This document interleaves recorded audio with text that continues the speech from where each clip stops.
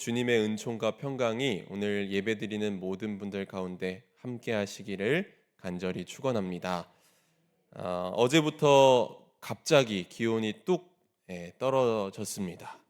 체감 온도는 영하권이었다고 합니다.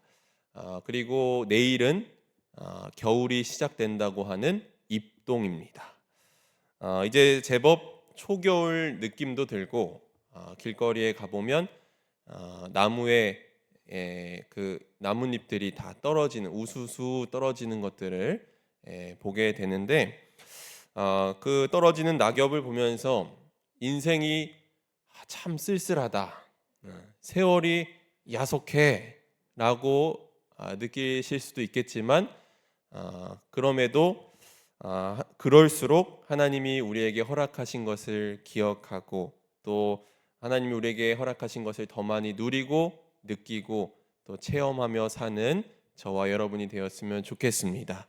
그런 삶을 살아갈 때 주님이 원하시는 일을 우리가 기쁘게 감당할 수 있는 줄로 믿습니다. 오늘은 수요 성서 아카데미이기 때문에 새로운 주제로 강의를 해야 하는데 제가 지난번에 그 동행 예배 설교를 하느라 다른 목사님들은 이제 새로운 주제로 시작을 했지만 저는 오늘이 처음입니다.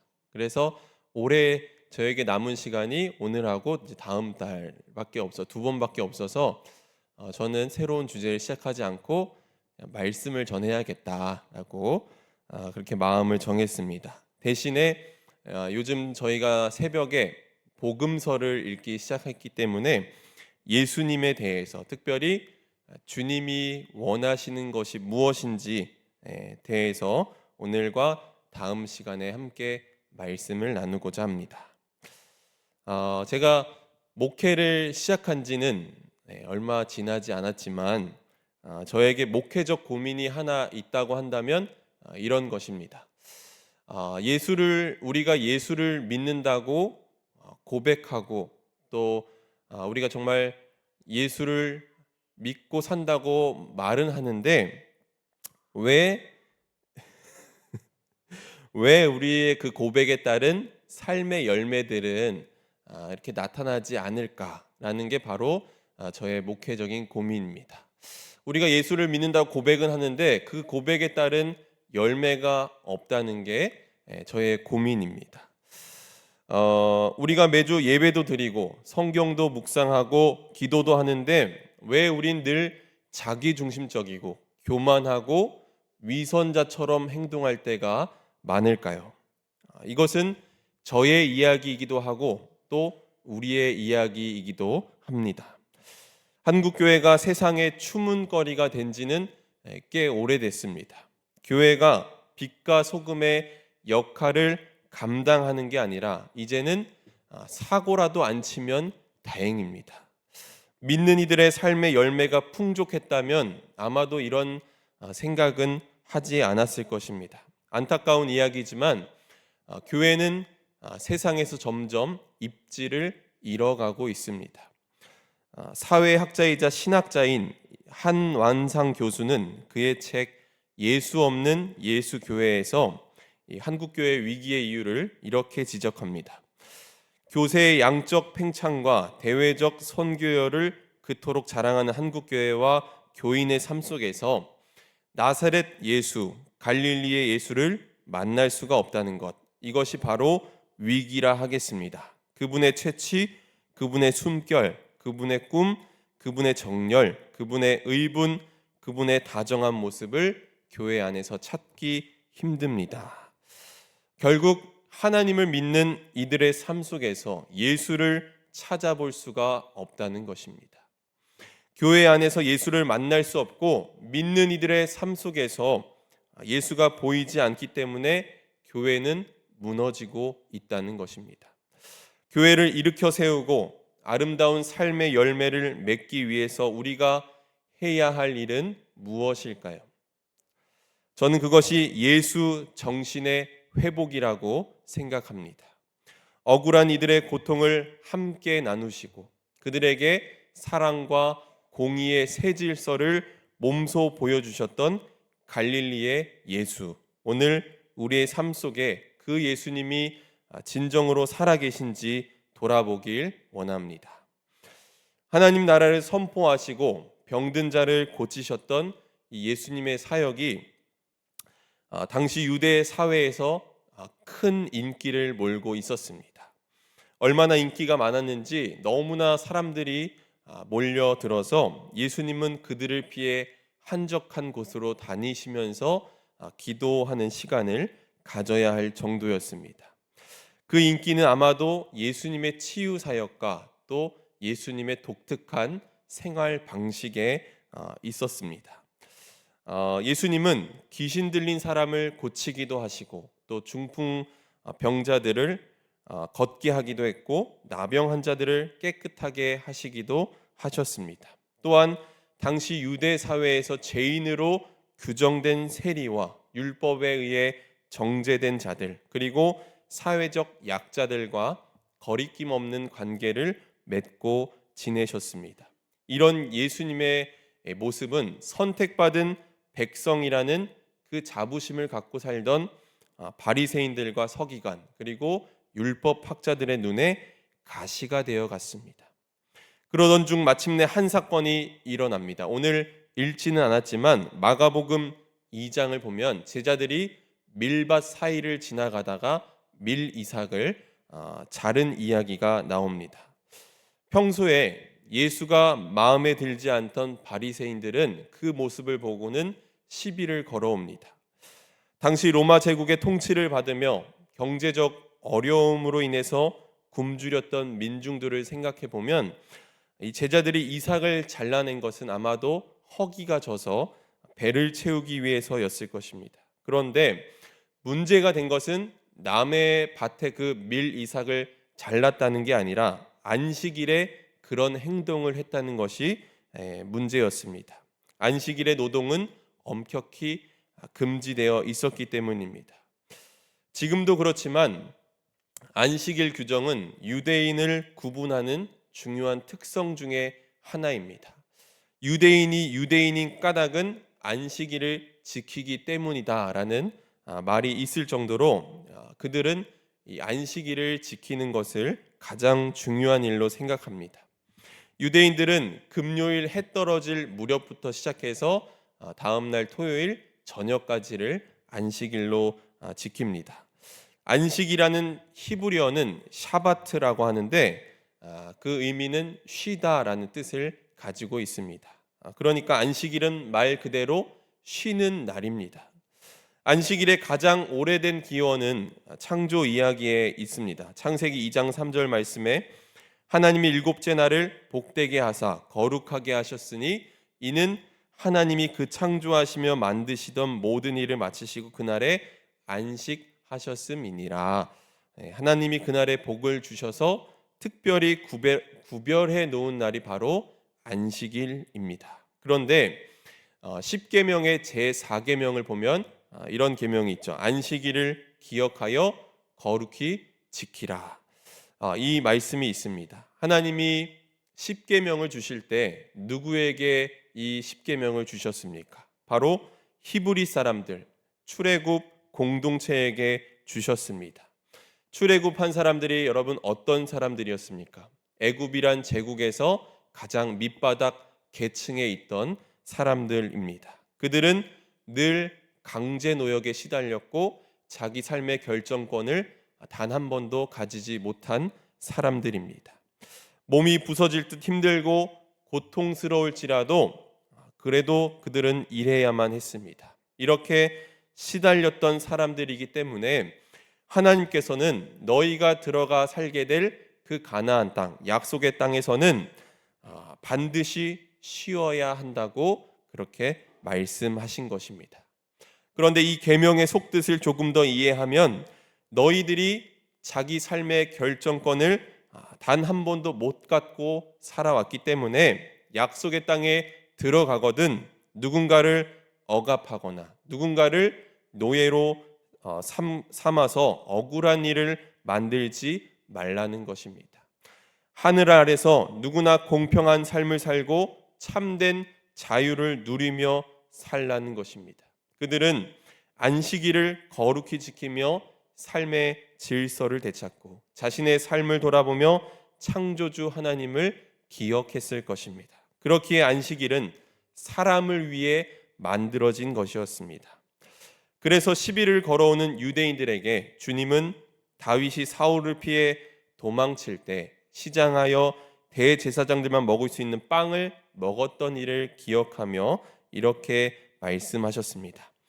마가복음 2장 27절 말씀 보면 안식일이 사람을 위하여 있는 것이요 사람이 안식일을 위하여 있는 것이 아니니라고 말씀하셨습니다.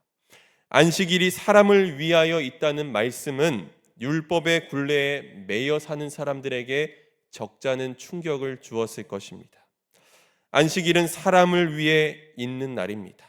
사실 성경을 읽어보면 하나님은 이 안식일 계명만 준 것이 아니라 안식일이 확장된 계명도 주셨습니다. 안식일을 확장한 것은 안식년이고 이 안식년이 7번 지나간 다음 해를 희년이라고 했습니다. 안식년을 면제년이라고 부르기도 했는데 그 이유는 내가 누군가에게 빚을 진 게 있다면 이 안식년이 되면 탕감해 주었기 때문입니다. 또 희년이 되면 부득이하게 종살이하고 있는 사람들이 자유인이 되고 또 이런저런 사정으로 어려워서 누군가에게 넘겼던 그 땅도 원주인에게로 돌아가게 되어 있습니다. 그래서 희년을 은혜의 해라고 불렀습니다. 결국 안식일, 안식년, 희년을 통해서 하나님이 하시는 일들을 보니까 바로 사람을 살리고 생명을 살리는 일을 하나님이 하셨다는 것입니다. 눈에 가시가 된 예수님과의 이 안식일 논쟁은 오늘 본문에서도 계속됩니다. 안식일이 되었을 때 예수님께서 회당에 들어가셨습니다. 마침 그곳에는 한쪽 손이 오그라든 사람이 있었습니다. 그가 어떤 질병에 걸렸는지는 모르지만 한쪽 손이 굳어버려서 장애를 갖고 있는 사람이었습니다. 사람들은 예수를 고발하기 위해서 과연 그 환자를 고쳐주는지 예의주시하고 있었습니다. 그들의 눈에는 병자가 겪고 있는 고통이나 괴로움은 보이지 않습니다. 고통의 현실에 대해서는 외면하고 그것을 해석하고 설명하려고 드는 이들은 예나 지금이나 동일하게 존재합니다. 하지만 예수님은 고통의 현실을 해석하거나 설명하는 일에는 관심이 없으십니다. 담임 목사님이 지난 주일 설교에서 소개했던 안성모 교수님의 책 욥을 위한 변명, 이 책의 부제가 무엇이었습니까, 여러분? 해석에서 공감으로라는 그런 부제가 있었는데 정말 그렇습니다. 고통받는 이들에게 중요한 것은 해석이 아니라 공감입니다. 예수님은 다만 고통의 현실을 공감해 주시고 그들의 아픔을 치유해 주시고 함께 해 주시는 것뿐이셨습니다. 그러나 율법에 사로잡힌 이들은 스스로 옳다고 자부합니다. 스스로 의롭다고 생각하는 사람은 경건의 모양은 있지만 경건의 능력은 없습니다. 바울은 로마서에서 이런 자들을 일러서 이렇게 이야기합니다. 그들은 하나님의 의를 알지 못하고 자기 자신들의 의를 세우려고 힘을 씀으로써 하나님의 의에는 복종하지 않게 되었다. 하나님을 잘 믿고 있다는 헛된 자부심으로 인해서 그들은 자기 의에 사로잡혔습니다. 자기 의에 사로잡힌 사람들은 겉으론 하나님의 뜻을 따르며 신앙생활 잘하는 것처럼 보이지만 그들은 남을 정죄하고 편을 가르기에 앞장섭니다. 그들은 편협한 사고를 갖고 독단적으로 행동하며 자기 세계에 갇혀 삽니다. 자기 의에 사로잡힌 사람들이 있는 곳엔 늘 불화가 생기고 심지어는 폭력도 일어납니다. 그들이야말로 마음이 굳은 사람들입니다. 그런데 여러분, 오늘 우리에게도 이 하나님을 잘 믿는다는 자부심이 있지 않습니까? 하나님을 잘 믿는다는 헛된 자부심이 우리에게도 있습니다. 내 신앙의 연수가 얼마나 됐고, 내가 이 교회를 위해서 어떤 일들을 해왔고, 내가 이만큼 했으니 대접받는 게 당연하다고 생각할 때가 우리에게 얼마나 많이 있습니까? 그러나 내가 얼마나 잘 믿는 사람처럼 보이냐는 중요하지 않습니다. 하나님의 뜻을 잘 따르는 척 감동의 눈물을 흘리고 찬양을 하고 말씀을 제 아무리 많이 읽고 암송한다고 할지라도 그 삶 속에서 예수가 보이지 않는다면 무슨 소용이 있겠습니까? 삶으로 드러나지 않는 신앙은 공허한 말에 불과합니다. 다시 본문으로 돌아가서 예수님은 긴장감이 돌고 있는 그 상황에서 손이 오그라든 사람을 부르시고는 일어나서 가운데로 나오라고 말씀하십니다. 늘 사람들의 뒤에 숨어 지내던 그가 처음으로 사람들 앞에 서게 됐습니다. 주님은 그를 세워놓고는 사람들에게 묻습니다. 다 같이 우리 4절 말씀을 함께 읽도록 하겠습니다. 다 같이 읽습니다. 시작.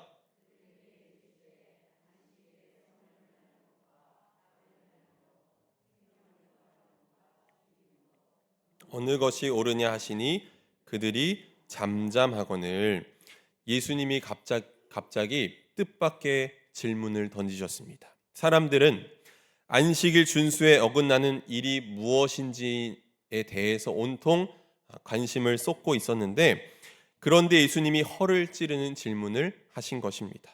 갑자기 그들이 생각하던 선악의 기준에 혼란이 왔습니다. 그들의 머릿속에는 안식일에 일하는 것이 악이라는 생각뿐이었습니다. 그런데 주님은 안식일에 선을 행할 것인지 아니면 악을 행할 것인지 양자택일을 요구하십니다. 당연히 선을 행해야 합니다. 그런데 안식일에 선을 행하는 것이 과연 옳은 일인지 이것이 참 그들에겐 묘연합니다. 또한 안식일에 생명을 구하는 것과 죽이는 것 중에 어느 것이 옳으냐고 물어보니 당연히 생명을 구하는 것이 옳다고 봐야 합니다.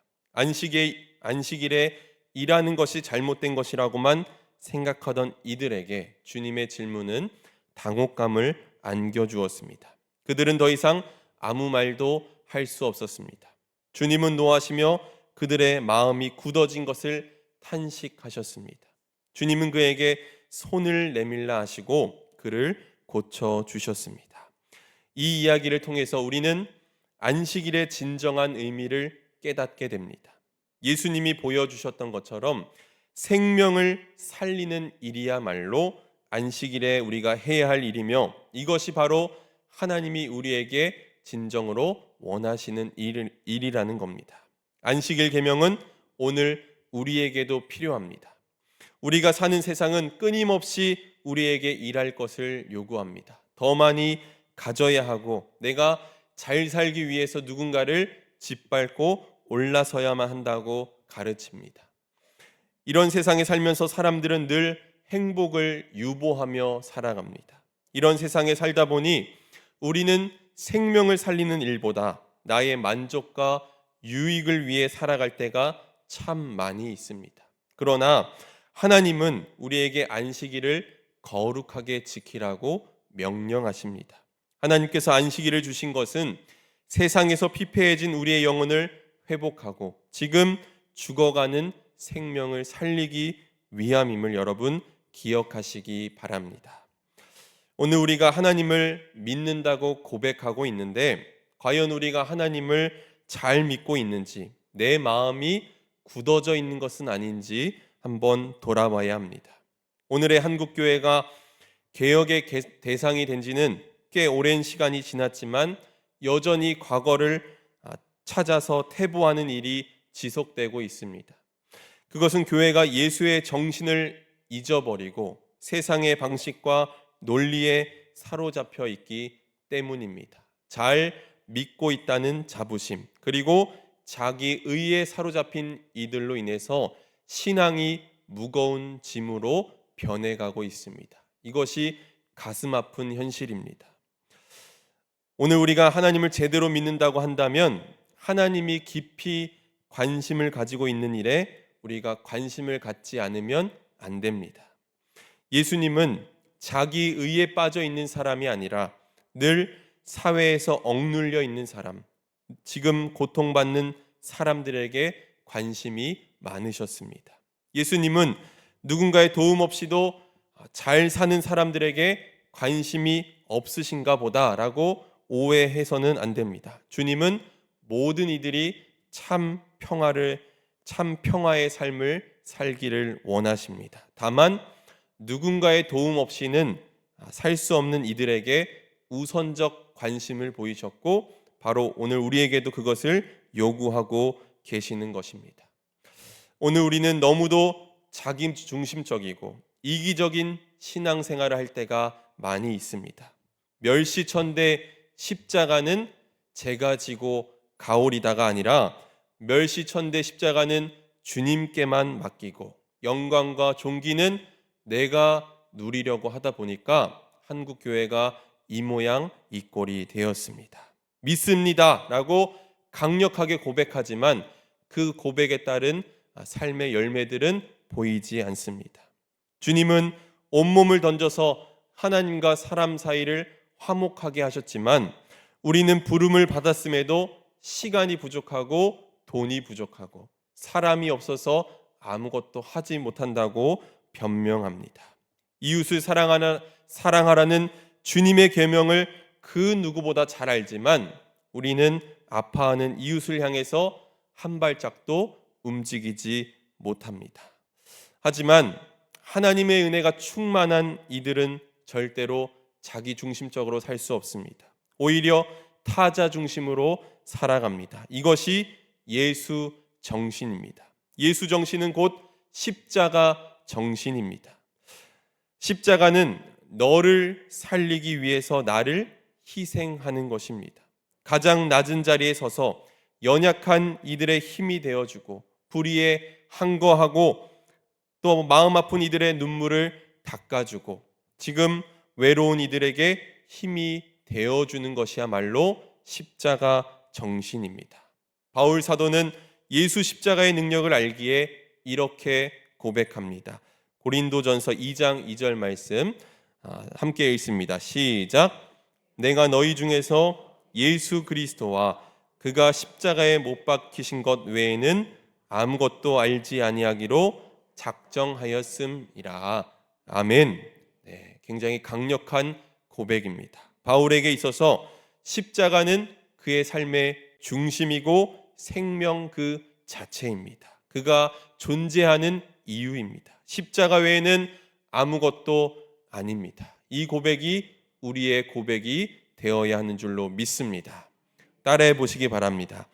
예수 십자가만이 우리 삶의 중심입니다. 예수 십자가만이 우리 삶의 중심입니다. 우리에게 필요한 것은 바로 이런 담대한 고백입니다. 그러나 삶이 따르지 않는 고백은 공허한 말에 불과합니다. 오늘 우리가 해야 할 일은 예수 십자가의 정신을 다시 회복하고 생명을 살리는 일에 최선을 다하는 것입니다. 사랑하는 성도 여러분, 잘 믿고 있다는 자부심, 이 헛된 자부심, 스스로 의롭다는 이 안도감이 우리 영혼을 병들게 만듭니다. 고통받는 이들에 대한 깊은 공감이 없는 신앙은 죽은 신앙입니다. 우리가 회복해야 될 것은 바로 예수 십자가의 정신입니다. 어려운 사람들의 삶에 지금 찾아가서 어김없이 그들을 위로하고 함께 울어주고 또 그들이 다시 삶을 살 수 있도록 옆에서 도와주고 또 중보하는 저와 여러분이 되기를 주님의 이름으로 간절히 소망합니다. 예수 십자가의 정신을 회복해서 그 예수 정신으로 살아가는 저와 여러분이 되기를 주님의 이름으로 간절히 축원합니다.